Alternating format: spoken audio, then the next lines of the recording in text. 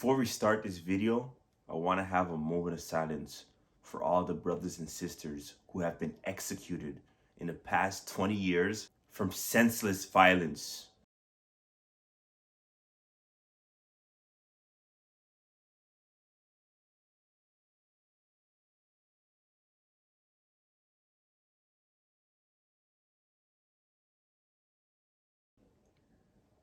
Last week, an artist by the name of Young Dolph passed away from the same exact cause.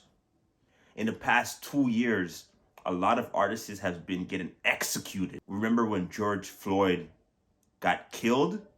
The same exact day in my city, Toronto, a rapper got shot and killed. But no one protested against this. Well, before his murder, there was another artist in my city called Smoke Dog. And this was on video too. And he got murdered before Pop Smoke. And the last straw that I had was when King Von got murdered. I was like, nah, man. Like, what's gonna take for this community to change? What is it gonna take for the hood, the struggle, for them to realize that is leading to their detriment? What is it gonna take? Because the murders are not solving the problem, right? The murders aren't solving the problem. So how can we solve the problem? Ding, ding, ding, ding. I went to the root of the problem. And the root is the music that is poisonous to the society, is poisonous to the youth. How do we have kids in my neighborhood? We got like 5 bathrooms. How is kids that have 5 bathrooms understanding the struggle and resulting to violence and shooting each other? Does that make any sense? Tell me. So it's not about the struggle. It's about the frequency that's within the music, the poison. And then people like to say that I don't understand the struggle. I grew up poor. Yeah, it's hard to believe I grew up poor. But I grew up in a 2-bedroom house with 7 kids, sleeping in the living room floor with the roaches, thinking it was normal. I thought that was normal. I didn't see anything of it. I didn't see it as a struggle. I'm so serious. I thought it was normal. We need to stop victimizing ourselves to justify us behaving in such manner towards each other. Another thing is, how is a lot of immigrants coming from different countries and they go through the struggle too, but somehow they get out of the funk? What is the excuses upon excuses that we keep giving ourselves that is only making it worse for ourselves, justifying these behaviors? I thank God for my parents.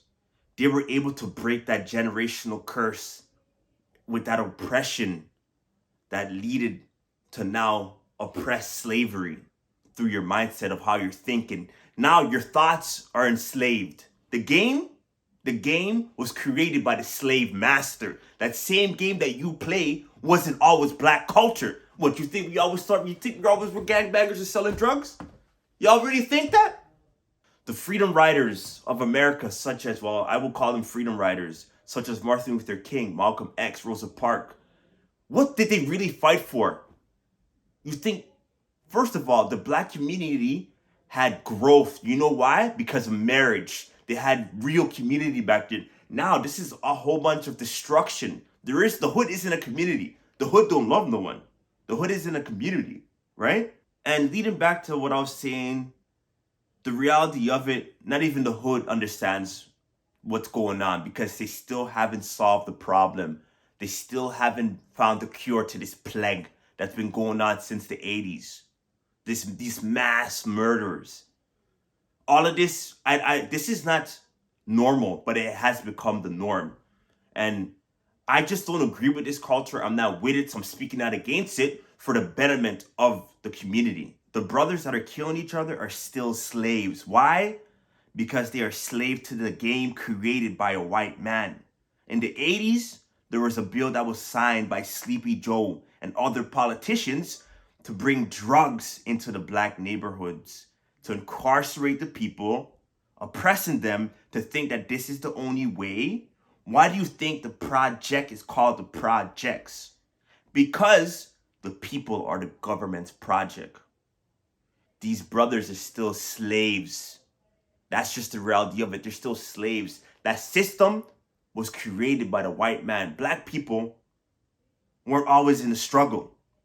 Even in real slavery times, we had Black Wall Street. Even when it was the hardest slavery times, I'm talking you're getting whipped, you're getting lynched. Now we're lynching ourselves. Now we're lynching ourselves. You guys see what I'm saying now? We gotta get out this funk. You see what I'm saying? That's why I said that they're still slaves. And it's not, you know what it is? It's not to offend anyone. It's to wake them up out of the funk because you're still a slave to a system that wasn't even created by your ancestors. Like I was saying, we had Black Wall Street. The dollar held in rotation for 1 to 5 years. What happened to the African descents? What happened to the African descents? What happened was the government found out the power of music and they weaponized rap. They weaponized rap. They weaponized it. It wasn't always like this, eh? Yeah, you had a few rappers that, talked about that, but this wasn't the popular music. So Ronald Reagan put into act the glorification of gangster rap. A bunch of rappers at the time spoke out against it. Like they were still like, it was Queen Latifah, I think, was it Heavy D? It was a couple of like those iconic rappers in that time period. Those guys didn't talk about shooting, kill, I want to kill this nigga, I want to smoke a blunt. They didn't talk about that foolishness. And this is what controls you. I don't understand. The music has frequency. It doesn't matter who you are. Some of us are more mature. We can see that, you know what? That's not our mindset. We're bigger than that.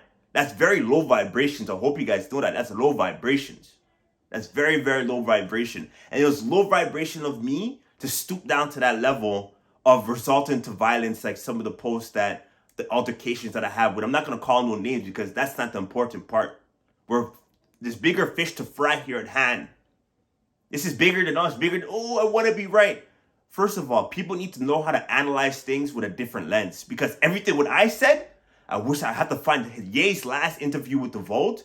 He actually said this. He said, we need to stop making this music about drugs and violence. It's oppression. Ye said this himself. And shouts out to all my followers. If you know, you know. So stop being so closed-minded and analyze it with a different lens. Don't be offended. Analyze it with a different lens. Because the reality of it, I was coming with debatable measures and debatable facts. And this other person, I don't even know who he was, to be honest. Like I was just having fun, and I should not entertain that. Like I was just trolling. Like, peace on to you, man. Like I don't have no time for that, to be honest. Like I have greater things at hand to do. I have no time with, you know what I mean? Any of you guys, like, peace on to you guys. I have no time for this, bro. I have big goals ahead of my life, bro. Mans are too rich for this. But that's a whole different story. I'm just saying, like, yo, like, you guys don't see rich people fighting anyone.